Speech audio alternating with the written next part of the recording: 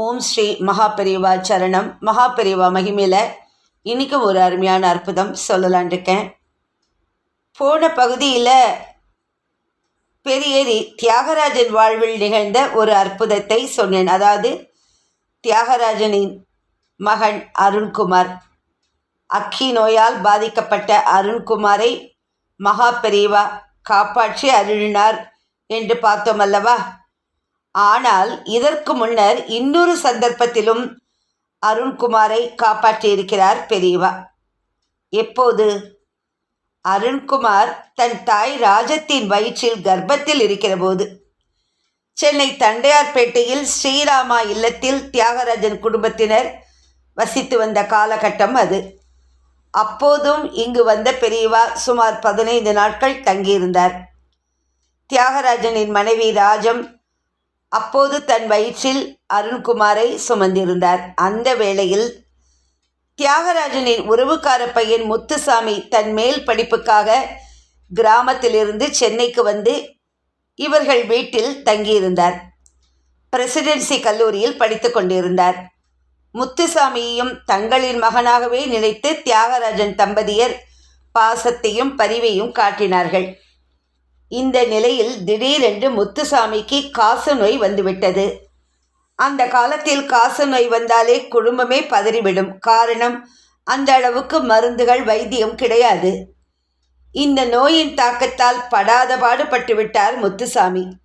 அவ்வப்போது உடல் சோர்ந்து போய்விடுவார். இரத்த வாந்தி எடுப்பாராம். ராஜம் கருவுற்று இருக்கிற நேரத்தில் இது போன்ற நோயுடன் ஒருவர் வீட்டில் இருப்பது பிறக்கப் போகும் குழந்தைக்கும் தாய்க்கும் உகந்ததல்ல. உன்னையும் தாக்க நேரிடலாம். அதனால் உன் வயிற்றில் வளரும் குழந்தையின் உயிருக்கே பாதிப்பாக அமையலாம். ஜாக்கிரதை என்று எச்சரித்தார் அந்த வீட்டின் உரிமையாளர் மனைவி. ஆனால் அதற்கு ராஜம், என் வயிற்றில் இருக்கிற குழந்தை இனிமே பிறக்க போறவன். ஆனால் முத்துசாமியோ பிறந்து வாழ்ந்து கொண்டிருப்பவன். என் மச்சினர் இவனை என்கிட்ட ஒப்படைச்சிருக்கார். இவனை நன்னா படிக்க வைக்கணும்னு சொல்லியிருக்கார். எனவே இவனை பத்திரமா பாதுகாக்க வேண்டியது என் பொறுப்பு. இப்படி சொல்லி அந்த உரிமையாளர் மனைவி சொன்ன யோசனையை முற்றிலும் நிராகரித்து விட்டார். அப்போதுதான் பெரியவா ஸ்ரீராமா இல்லத்துக்கு வந்து தங்கினார். பெரியவாளின் ஆசியால் முத்துசாமியும் நல்ல விதத்தில் காப்பாற்றப்பட்டார். தற்போது அவருக்கு வயது 85. சென்னையில் வசிக்கிறார். அருண்குமாரும் எந்த பாதிப்பும் இல்லாமல் பிறந்தான். ஆகையால் தியாகராஜன் குடும்பத்தில் இன்றைக்கும் அருண்குமாரை பார்த்து சொல்வார்கள், நீ பிறக்கிற போதும் சரி, சிறுவனாய் இருக்கிற போதும் சரி, மகாபெரிவாதாண்டா உன்னை காப்பாற்றினார் என்று. தன்னை அண்டி வாழ்கிற குடும்பங்களை எந்த ஒரு காலத்தில் தத்தளிக்க விடுவதில்லை மகாபெரிவா. இன்னொரு மிகப்பெரிய பாக்கியத்தையும் பெரியேரி தியாகராஜன் குடும்பத்துக்கு கொடுத்தார் பெரியவா. காலம் முழுக்க பேர் சொல்லும்படியான பேர் அது. பெரியவா சென்னை தண்டையார்பேட்டை ஸ்ரீராமா கிரகத்தில் முகாமிட்டிருந்த போது அந்த வீட்டில் தியாகராஜன் குடியிருந்தார் என்று பார்த்தோம் அல்லவா? அப்போது நடந்த நிகழ்ச்சி இது. தியாகராஜனுக்கு திடீரென்று ஒரு ஆசை. அதாவது காஞ்சி ஸ்ரீமடத்துக்கு தன் குடும்பத்துக்கு சொந்தமான நிலத்தில் இருந்து ஒரு பகுதியை கொடுக்க வேண்டும் என்று குடும்பத்தினரிடம் இதை சொன்னார். எல்லோருக்கும் இதில் சந்தோஷம். இதை மகாபெரிவாளிடம் தெரிவிப்பதற்கு உரிய நேரத்தை எதிர்பார்த்து காத்திருந்தார். தண்டையார்பேட்டையில் பெரியவா அப்போது முகாமிட்டிருந்த வேளையில் சுமார் 15 நாட்கள் தங்கியிருந்தார். ஒரு நாள் பெரியவாளை தரிசித்து அவருக்கு நமஸ்காரம் செய்தார் தியாகராஜன். அப்போது தன் மனதில் இருந்த ஆசையை சொன்னார். அதாவது 2 ஏக்கர் நிலத்தை கொடுக்கலாம் என்று தான் விருப்பப்படுவதாக மகாபெரிவாளிடம் சொன்னார். இவர் சொன்னதை தன் காதில் வாங்கி கொண்ட பெரியவா, அப்புறமா உன்னை கூப்பிடுறேன் என்று சொல்லி அப்போதைக்கு அனுப்பிவிட்டார். எந்த காரியத்தை எப்போது நடத்த வேண்டும் என்பது மகாபெரிவாளுக்கு மட்டுமே தெரிந்த ரகசியம். அதனால் அவரது பக்தர்கள் இது போன்ற விஷயங்களில் அவசரப்பட மாட்டார்கள். பெரியவா எப்போது சொல்கிறாரோ கேட்கிறாரோ அப்போது செய்ய ஆவலாக இருப்பார்கள். அதனால் தியாகராஜனும் அமைதியாக திரும்பிவிட்டார். இது நடந்து 3 நாட்கள் கழித்து ஒரு காலை வேளையில் அலுவலகத்துக்கு கிளம்பி கொண்டிருந்தார் தியாகராஜன். அப்போது இவரது போர்ஷனுக்கு வந்த ஸ்ரீமடத்தின் காரியஸ்தர் விஸ்வநாத ஐயர், பெரியவா உங்களை உடனே கூட்டிட்டு வர சொன்னார் என்று தெரிவித்தார். பெரியவா கூப்பிடுகிறார் என்கிற வார்த்தைகளை கேட்டதுமே தியாகராஜனுக்கு பரவசமான பரவசம். அந்த வினாடியே விஸ்வநாத ஐயருடன் பெரியவா தரிசனத்துக்கு கிளம்பினார். மனம் நிறைய பூரிப்பு.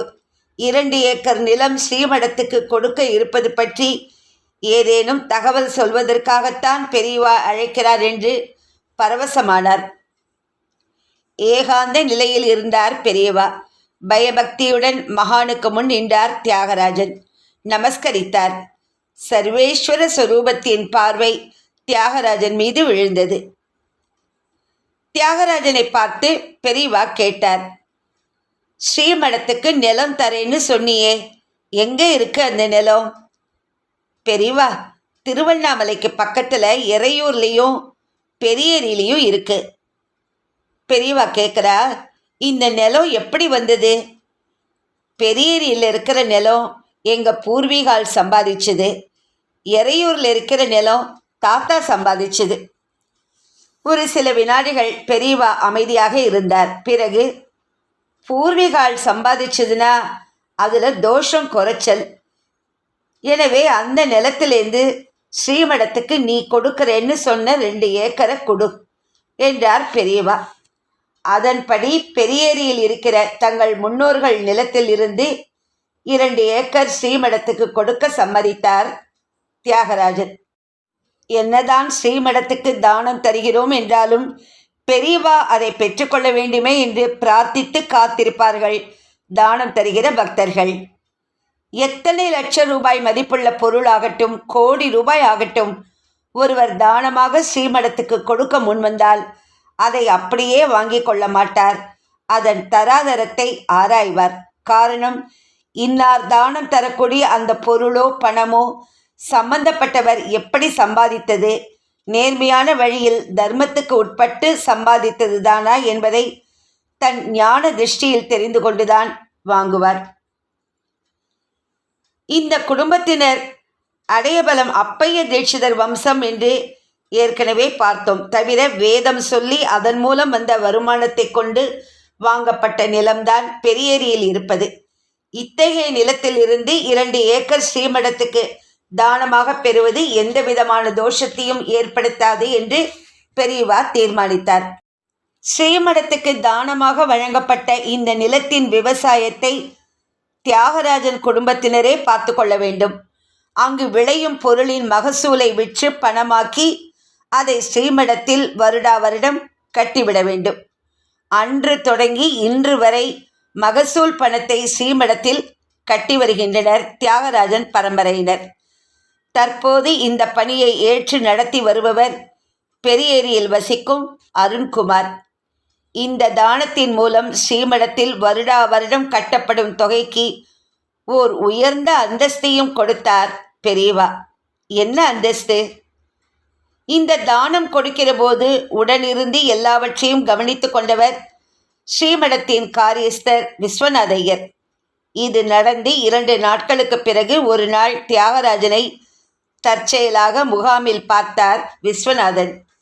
ஓய் தியாகராஜன், என்ன சொக்குப்பொடி போட்டீரோ தெரியல. பெரியவா அனுகிரகம் உமக்கும் உன் குடும்பத்துக்கும் அடுத்தடுத்து கொட்டின்றே இருக்கு. எந்த ஜென்மத்தில் நீர் செஞ்ச புண்ணியமோ? இப்படி சொன்னார் விஸ்வநாதன். தியாகராஜனுக்கு ஒன்றும் புரியல. ஆனாலும் ஏதோ ஒரு நல்ல விஷயந்தாங்கிற அளவில் பூரித்து போனார். நீங்கள் என்ன சொல்ல வரேன்னு புரியல, இப்படி கேட்டார் தியாகராஜன்.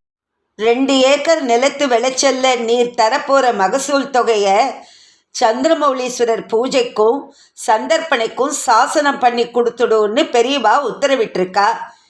இப்படி சொன்னார் விஸ்வநாத ஐயர். அவர் சொன்னதை கேட்டு தியாகராஜனின் கண்களில் இருந்து நீர் கசிந்தது. இருக்காதா பின்ன? ஒருவர் தானம் செய்கிற பொருள் உயர்ந்த ஒரு இடத்தை அலங்கரிக்கப் போகிற பேரு எல்லோருக்கும் அத்தனை சுலபத்தில் கிடைத்து விடுமா? ஆனால் தியாகராஜன் தானமாக வழங்கிய 2 ஏக்கர் நிலத்தின் வருடாந்திர மகசூல் தொகை எப்பேற்பட்ட ஓர் உயர்ந்த இடத்தை அடைந்திருக்கிறது. அதுவும் மகா பெரியவாளின் அருளால். தியாகராஜனுக்கு கிடைத்திருக்கிற இந்த பேரு சாதாரண ஒன்றா? காஞ்சி ஸ்ரீமடத்து ஆச்சாரியர்கள் நித்தமும் சந்திரமௌலீஸ்வரர் திருமேனிக்கு பூஜைகள் நடத்துவார்கள். மிகவும் விஸ்தாரமான பூஜை இது. ஆதிசங்கரர் தன் கைப்பட கைலாயத்தில் சிவபெருமானிடமிருந்து பெற்றுக்கொண்டு வந்த ஸ்படிகலிங்க திருமேனிதான் சந்திரமௌலீஸ்வரர். அப்பேற்பட்ட பூஜையைத்தான் தங்கள் கைப்பட காஞ்சி ஸ்ரீமடத்து ஆச்சாரியர்கள் நடத்தி வருகிறார்கள். இப்பேற்பட்ட புராதனமான ஒரு பூஜைக்குத்தான் தியாகராஜன் கொடுத்த தானமானது போய் சேருகிறது.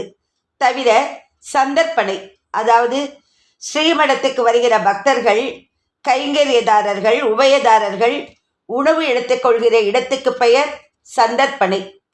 ஒவ்வொரு மனிதனும் தான தர்ம காரியங்களில் ஈடுபட்டால்தான் புண்ணியத்தை சேர்த்து கொள்ள முடியும். புண்ணியத்தை ஒரு மனிதன் சேர்த்தால்தான் அவனுக்கு கடைசி காலத்தில் மோட்சகதி கிடைக்கும், அதாவது பிறப்பற்ற நிலை. இந்த புண்ணியத்தை பெறுவதற்கு உண்டான வழிகளை மகா பெரிவாளே தியாகராஜனுக்கும் அவரது குடும்பத்தினருக்கும் ஏற்படுத்தி கொடுத்திருக்கிறார். தனக்கு முன்னால் நின்று கொண்டிருக்கிற விஸ்வநாத ஐயரை பார்த்து தன் கைகள் இரண்டையும் உயர்த்தி வணங்கி கண்ணீரால் நன்றி சொன்னார் தியாகராஜன். அதன்படி இதற்குண்டான சாசனம் பின்னாட்களில் இளையாற்றங்குடியில் தயார் செய்து தியாகராஜன் குடும்பத்தினரிடம் வழங்கப்பட்டது. இவையெல்லாம் தியாகராஜன் குடும்பத்தினர் சென்னையில் தண்டையார்பேட்டையில் இருக்கும்போது நடந்தது. பின்னாட்களில் 1978 தியாகராஜன் தன் ஜாகையை சொந்த ஊரான பெரியேரிக்கே மாற்றிவிட்டார். அவரது குடும்பம் அங்கேயே வசித்தது. வருடா வருடம் மகசூலான தானியங்களை விற்று அதற்குண்டான பணத்தை காஞ்சி ஸ்ரீமடத்தில் தொடர்ந்து செலுத்தி வந்தார்கள். ரொம்ப ஒரு அருமையான அனுபவம். பெரியேரி தியாகராஜன் குடும்பத்திற்கு கிடைத்த மிக பெரும் பாக்கியம் மகா பெரியவா அருளிய அனுகிரகம். ஹரஹர சங்கர ஜெய ஜெய சங்கர, ஹரஹர சங்கர ஜெய ஜெய சங்கர. ஓம் ஸ்ரீ மகா பெரியவா சரணம். நமஸ்காரம்.